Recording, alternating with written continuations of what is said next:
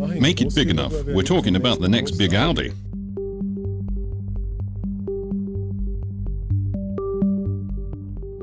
We have this feeling we'd like the C-post to be quite different, with more of a clear coupe look.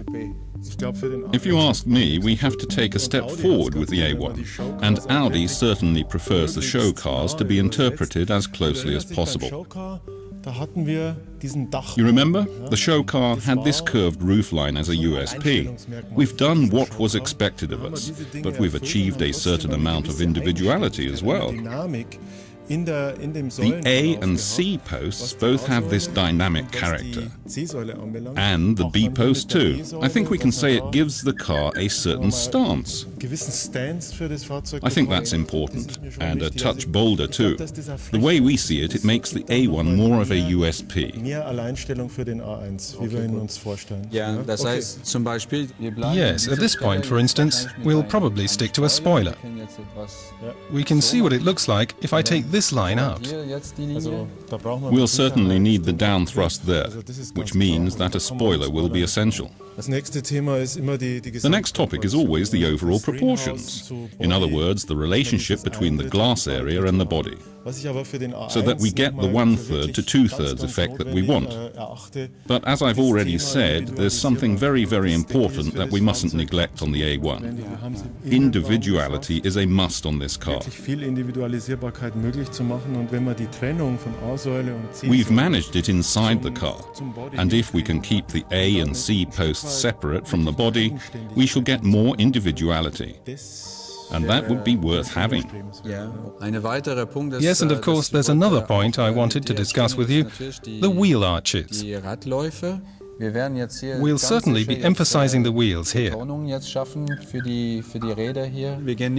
Not too boldly, because we want the surface to project a lot of feeling, but nonetheless with plenty of power and a strong three-dimensional effect. If you ask me, once again the front end is the key word. The short front overhang, as you have drawn it here, is absolutely essential. So I think we have to ask ourselves what we're going to do with the grille and the headlights. I think we should do something with the corners, so that we can develop the single frame theme some more. We're surely too static in this area. One solution could be to cut into the corners like this. But we could also try varying the width of the frame. That would mean that if the rings were perfectly positioned inside, we'd have quite a different look. Not far from a golden section. Of course, we have to bring in the headlights as well.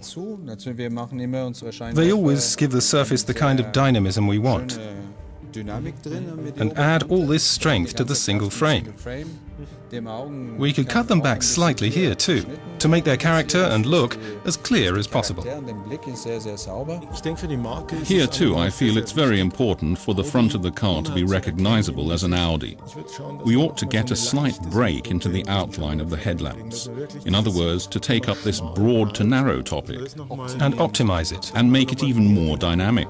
Okay, Stefan, I'll pass these ideas on to the team and we'll work on them and have another meeting in, say, 5 or 6 weeks, okay? Yes, perfect. Thanks a lot.